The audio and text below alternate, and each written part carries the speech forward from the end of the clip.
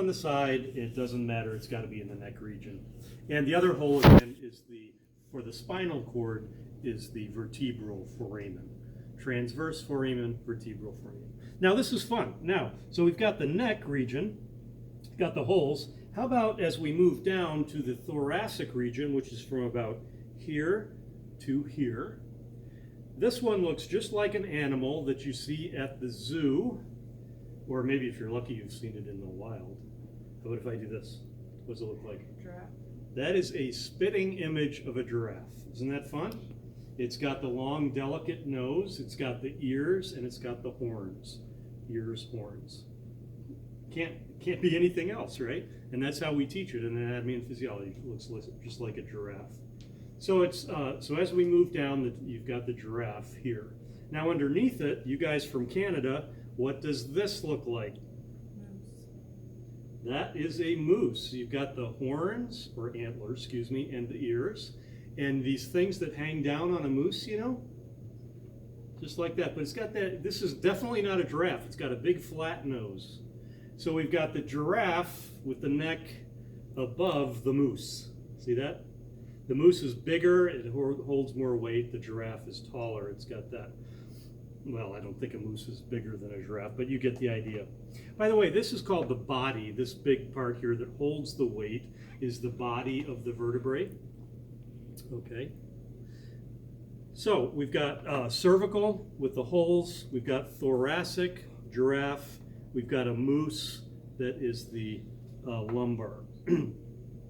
Now, two special ones are the top two vertebrae, which are cervical vertebrae. We call them atlas and axis, C1 and C2. Atlas, like the top of the mountain, you know, atlas is the very top. And axis has this thing like in math, the y-axis, you know, that goes up. This is where your head turns. Your head does very little turning between the skull and C1. Most of the turning occurs here, okay? So this is called the atlas and axis, and thank goodness they're in alphabetical order. Atlas, axis, right? So that fits on there, and it turns this way. There's very little body, and the holes are huge. Another reason I like to put these on the test is that coming out of the skull, this is part brainstem, medulla oblongata, and in that region of the brain is the heart rate, the breathing, so a lot of survival stuff like that. So if someone breaks C1 or C2, it's usually fatal, okay? So those are important. So on a test, I could put any of these out there, and I pick them up and turn around. I don't just lay it there, I move it around so you can see whether it's a moose or whatever. Okay, and I could easily ask you what general type of vertebrae is this? It looks like a moose, so you would put down lumbar. Or if I put either of these two down, you have to name them specifically. Atlas, axis. Okay? Now just a couple of other things. As we move down, we've got some fused vertebrae here that are called the sacrum. And then the tailbone is called the coccyx. And the coccyx we always learn because that breaks off in car accidents. You know, have you ever heard of that? Or hopefully it hasn't happened to you. People can't sit down, they carry around the inflatable donut with them, you know, that sort of thing. So you guys will run into that, but that's that. Now that leaves us all these bumps. What are all these flippin' bumps on this thing? Well, if you run your hand down the back of an individual like this, ask them before you do this. This is a Title IX issue. Okay, you don't just walk up to someone and do this. Okay, so, but you know what I'm talking about, these bumps. Okay, these are called just spinous processes. So if you feel a bump, that's a spinous process.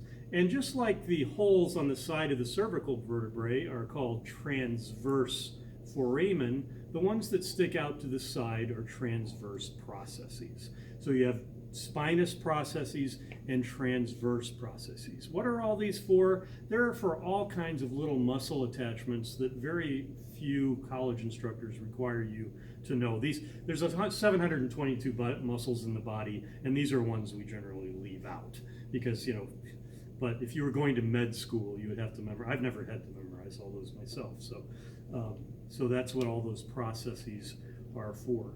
Now that leaves just a couple other things. What are these ears? So if we go back to this guy, this giraffe here, he's got these transverse processes. I guess we would call these the ears on the giraffe. He's got the spinous process, which is the nose. And then he's got these things sticking up and hanging down.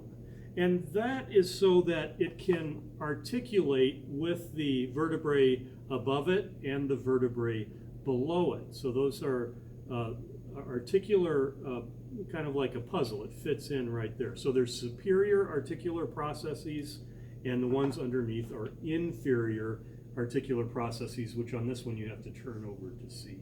So spinous process, transverse process, we've got the superior articular processes and inferior processes, vertebral foramen, the body of the thing, and on the cervical vertebrae, we've got the transverse foramen for the vertebral artery.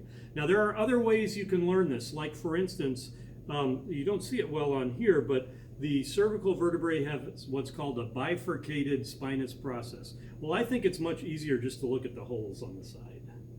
Okay, so I tried to give you the easiest way to learn them, the way I learned them, but there are other ways you'll run into if you use other sources. Well, that'll get you going at least. Okay, so that's it.